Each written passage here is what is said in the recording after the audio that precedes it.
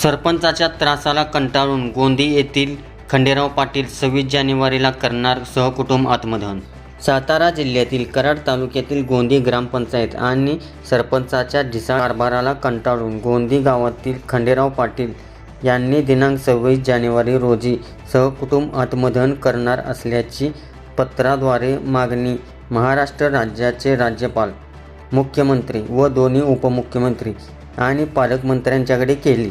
घराजवळ झालेले अतिक्रमण तसेच नागरी सुविधांचा अभाव आणि सांडपाणी गटार व्यवस्था नसल्याने होणाऱ्या त्रासाला कंटाळून खंडेराव पाटील यांनी हे टोकाचे पाऊल उचलले आहे। मागील 15 वर्षापासून ते या विषयावरती लढा देत असून त्यावरती गावचे सरपंच व ग्रामपंचायत सदस्य कोणतीही ठोस भूमिका घेत नाही।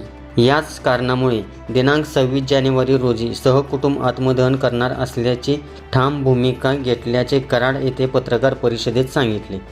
सागर दंडवते, पृथ्वी न्यूज, कराड। नमस्कार, मी खंडेराव शंकर पाटील, राहणार गोंदी, तालुका कराड, सातारा येथील रहिवासी आहे। व्यवसायाने मी सर्टिफाईड ऑडिटर टॅक्स कन्सल्टंट आहे। सध्या मी राहतो गोंदी गावातील पुनर्वसित गावठाण येथे।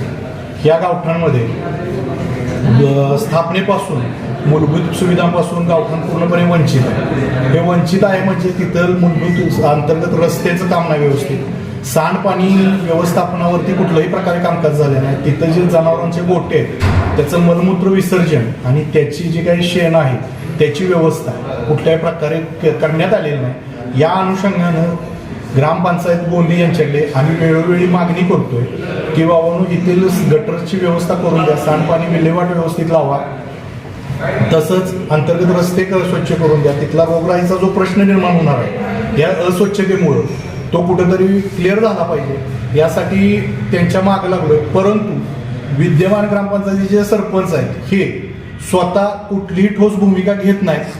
काही लोकांनी तेथील रस्त्यावरती कमी जास्त प्रमाणात अतिक्रमण केलंय, त्यामुळं मूळचा जो गावठाणातला मंजूर लेआउट प्रमाणाचा जो नकाशातील रस्ता आहे 20 फूट रुंदीचा तो अस्तित्वात राहिलेला नाही। त्यामुळे त्यांचं सांडपाणी जाणे येण्याच्या आमच्या सर्वसामान्य लोकांच्या रस्त्यावरती येतंय आणि त्याच सांडपाण्यातून माझ्या मुलासह छोटी छोटी मुलं त्यातूनच ये जा करतात। प्रत्येकाच्या घरोघरी आजाऱ्या लोकांचं प्रमाण जास्त आहे। पावसाळ्यात तर हे प्रमाण अतिशय जास्त असतंय।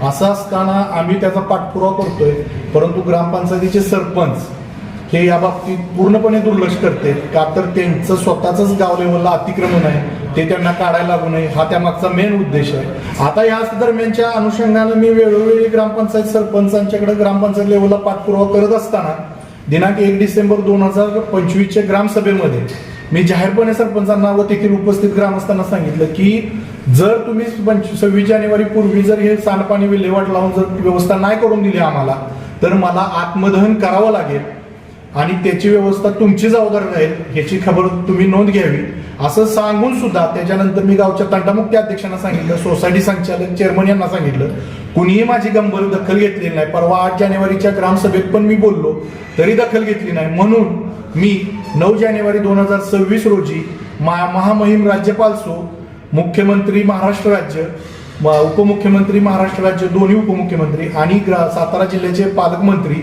यांना निवेदन दिलेलं आहे की सहकुटुंब सहपरिवार मी दिनांक 26 जानेवारी 2026 रोजी आत्मदहन करणार आहे। त्यासाठी मला परवानगी तुम्ही द्यावी। परवानगी दिली नाही तरी पण मला ठोस भूमिका जी मी जाहीर केली त्याप्रमाणे मला कार्यरत व्हावं लागेल। सर माझ्याकडे पर्याय नाही। सरपंचाचं नाव आहे सुखराव रामचंद्र पवार। सरपंच जाणून बुजून असं करतात? हा, जाणून बुजून सरपंच असं करतात। सरपंचांच्या बरोबर बॉडीला काही विषय माहित आहेत, बॉडीतल्या काही सदस्यांना यातली काही कल्पनाच नाही, कारण बॉडीला ते विश्वासात घेऊन। पण सरपंचांच्या जोडीला गावातील इतर माजी पदाधिकारी आणि गाव पुढारी तुम्ही ठाम आहे का आत्मदहन करण्यावर? हो, मी ठाम आहे।